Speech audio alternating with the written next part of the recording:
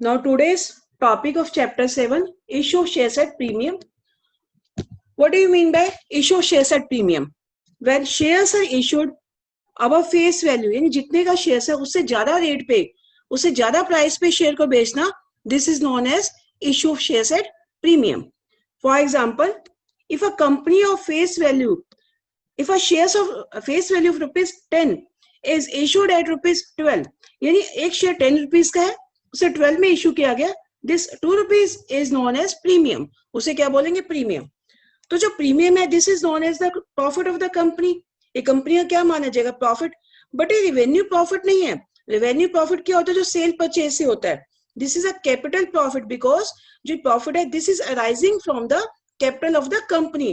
That is why this is known as capital profit. इसे क्या बोलेंगे? कैपिटल प्रॉफिट बोलेंगे.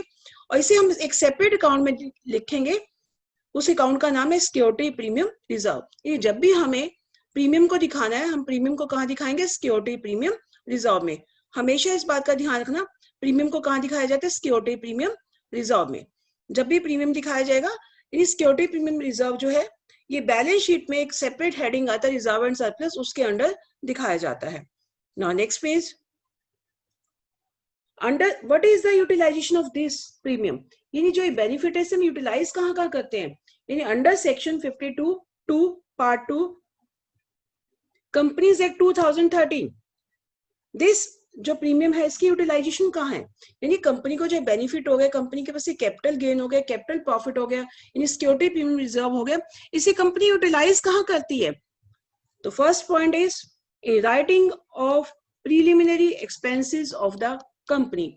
यानी जब कंपनी के प्रीलिमिनरी एक्सपेंसेस, यानी प्रीलिमिनरी मतलब जो कंपनी के शुरू होते हुए, यानी जो कंपनी की फॉर्मेशन की जाती है, जब कंपनी की फॉर्मेशन के समय जो खर्चे होते हैं, यानी जैसे प्रोस्पेक्टस आपने +1 में पढ़ा था, प्रोस्पेक्टस लिखवाना, जो इसका प्रिंट करवाना पड़ता है, और भी बहुत सारे डॉक्यूमेंट्स तैयार कराने पड़ते हैं. जितने भी डॉक्यूमेंट्स का हो गया, स्टेशनरी का खर्चा हो गया, यानी कंपनी के बनने से पहले, फॉर्म होने से पहले जितने भी खर्चे होते हैं, these are known as stationery documents. और प्रोस्पेक्टस का खर्चा, these are known as preliminary expenses.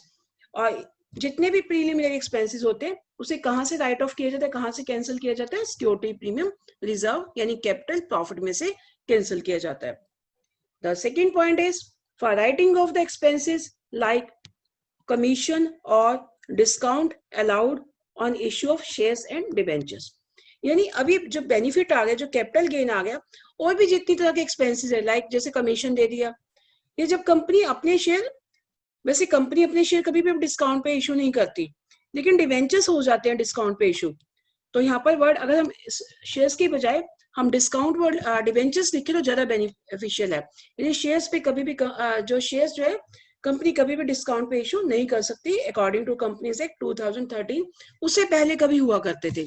तो तभी मैंने लिख के जानबूझ के क्लोज किए, ताकि so that you will be able to know this point. Now third point is for issuing fully paid bonus shares to the shareholder. और what is this point? ये बोनस शेयर क्या होते हैं?